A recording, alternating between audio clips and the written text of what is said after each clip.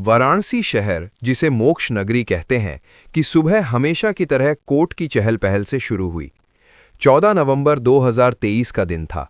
ठंडी हवा चल रही थी। वारुण पुल के पास जिला सेशन कोर्ट में लोग जमा थे। चाय की टपरी, वकीलों की काली कोट और केस के इंतजार में लोगों के चेहरों पर उम्मीद निराशा का मेला। गेट नंबर 2 के पास हनुमान मंदिर की सीढ़ियों पर एक बूढ़ा बैठा था। उसके कपड़े फटे, बाल बिखरे, दाढ़ी उलझी, नंगे पैरों में छाले।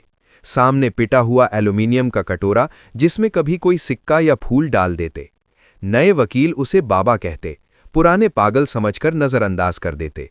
लेकिन उस बूढ़े की आंखों में भीख की भूख नहीं थी। वो हर सुबह 10 बजे आने वाली जजों की गाड़ियों और वकीलों को गौर से देखता, जैसे हीरे की तलाश में हो। दोपहर 12 बजे कोर्ट रूम नंबर 4 में बड़ा केस चल रहा था। जज विक्रमजीत सिंह, मशहूर सख्त जज, जिनकी अदालत में झूठ बोलना मौत के बराबर था। केस करोड़ों का लैंड स्कैंडल था, जिसमें बड़े बिल्डर और नेता फंसे थे। कोर्ट खचाखचीली थी, वकीलों की तेज बहस चल रही थी। जज को घुटन हुई। उन्होंने खिड़की से बाहर देखा। हनुमान मंदिर की तरफ खिड़की थी, जहां वो बूढ़ा बैठा था। 2 आवारा कुत्ते बूढ़े के खाने के पैकेट पर झपटे।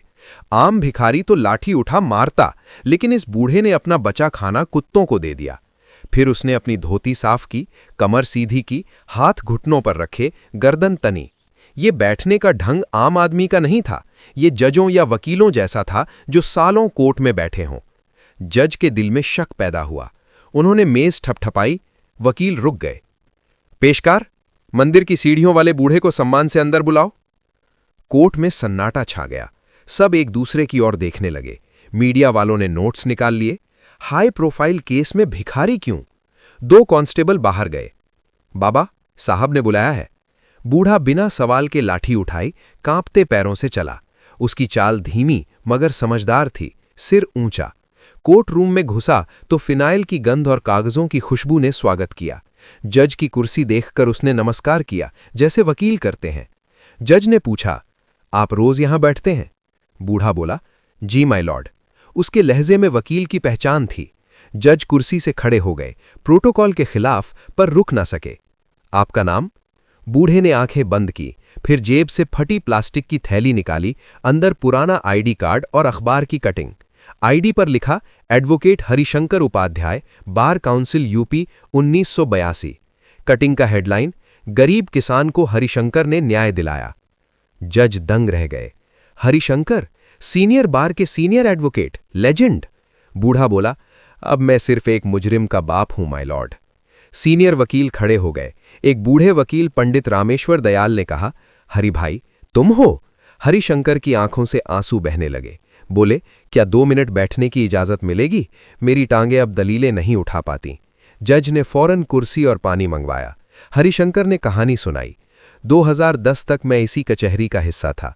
बेटा रोहित को MBA करवाया, रियल एस्टेट में लगाया। मेरे नाम पर काशी ग्रीन हाउसिंग प्रोजेक्ट शुरू किया।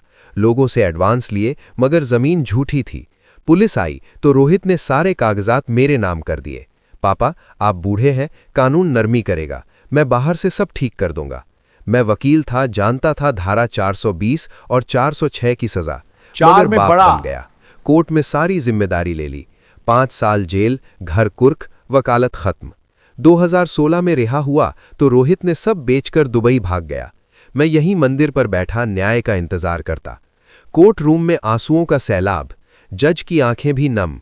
बोले, कानून अंधा होता है, आज देखा। आपने बाप का फर्ज निभाया, कानून चूक गया। फौरन धारा 319 के तहत पुराना केस खोला। रोहित को दुनिया भर से ढूंढो। बार एसोसिएशन को हिदायत, हरिशंकर को घर, खाना, सम्मान दो। खबर फैल गई। पुलिस ने साइबर सेल से रोहित को दुबई में नाम बदलकर ढूंढा। 3 महीने में गिरफ्तार, वापस लाया।